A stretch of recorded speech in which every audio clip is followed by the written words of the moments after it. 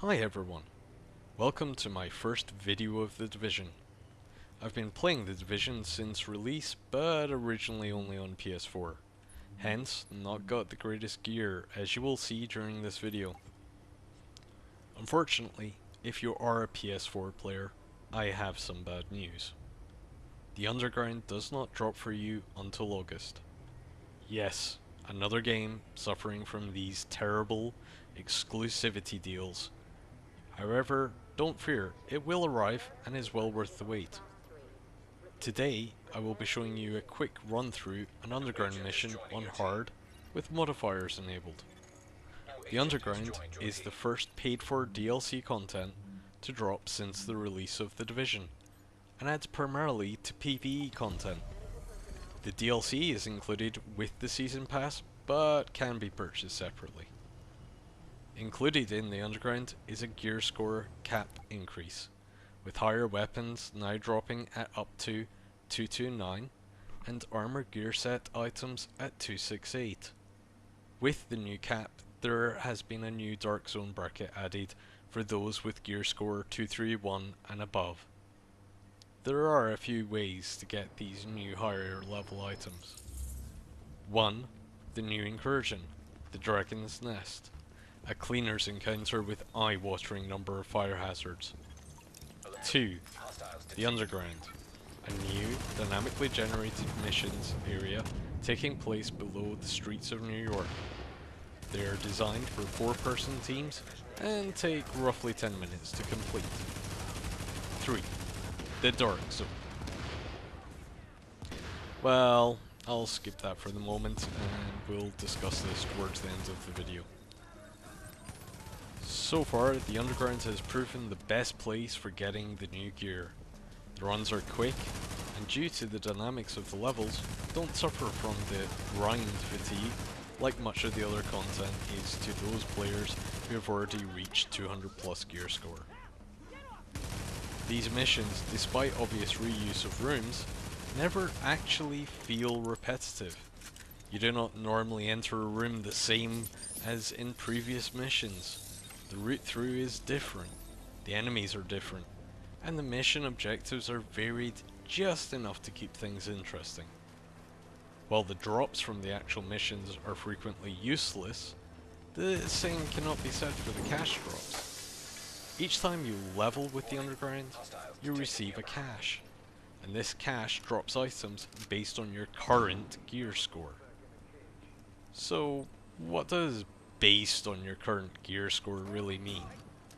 Well, when you open the cache, the game will look at your current gear score level and has a chance to drop gear of a higher level. Do note the has a chance. This does not mean you're going to get something great every time. Also, the stats on those items is random, so there is a chance that nice 268 gear score backpack that dropped is not going to help you. But don't junk it. If it increases your gear score, keep it and equip it when opening the next cache. Who knows, it might drop you something way better. So, why Underground? And not the new incursion, I hear you ask? Well, the new incursion is fun and definitely a challenge, but the issue is like the other incursions and missions. It gets repetitive very quickly, and when compared to the 10-minute runs in the Underground, it just cannot compete for time versus reward. Does this mean you should just ignore the Dragon's Nest? No. Give it a go. It is part of the game, and it's very enjoyable. It just is not today the best source of loot for the endgame content.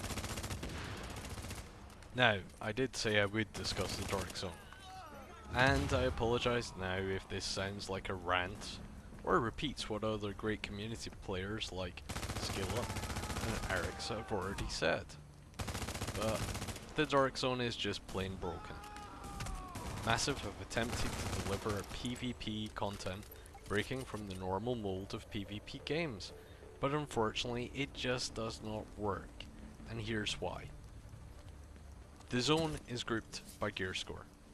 However, as we know, gear score does not equal your power. At least not always. You're grouped into instances based on the maximum gear score you can obtain based on your current inventory and your stash. This means you're in areas where you are at the complete mercy of players who may have gear that is better.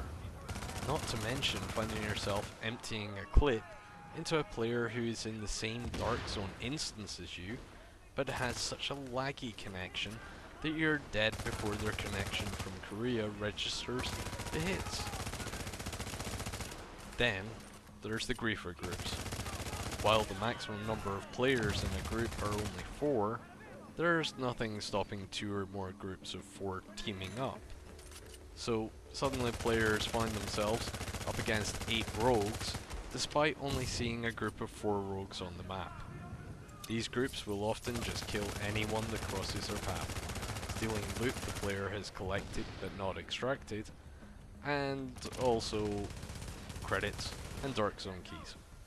Another tactic of these 8-player groups is for the non-rogue members of the group to step in the way of your fire, causing you to go rogue. This makes things go from bad to soul destroying.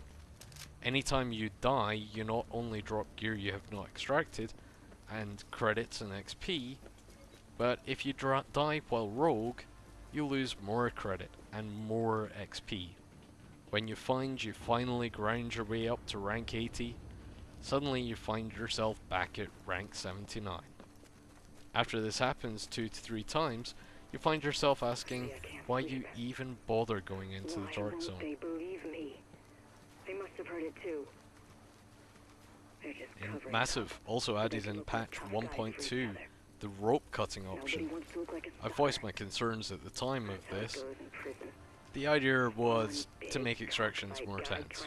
Well, it succeeded. At that you watch 1 hour of grinded loot being stolen as 8 players come up and cut your rope. If the mission was to make the Dark Zone less attractive, they succeeded. Yes, there was an initial increase in Dark Zone playtime, but this is because it was the only place to get endgame gear at a reasonable speed. Now with the new content, this is no longer the case.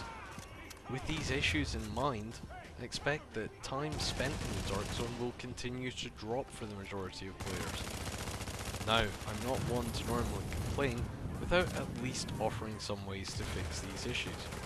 So, Massive, if you're listening, here are some of my suggestions. Offer a PvE only Dark Zone option. There is great content in there. I really hope players get the chance to explore the full depths of the wonderful job your level designers have done. Introduce a pure PvP zone. This could still be within the Dark Zone, but give the players a choice. As they enter the instance, ask if they want PvP enabled. Add connection-based group for the instances. Stop these terrible lag tests that are destroying the experience. Well, that's all for now. If you enjoyed the video and found it useful, then please drop a like. If you have content you want me to discuss or review, then please let me know in the comments below. Thanks for watching. Your support is very much appreciated.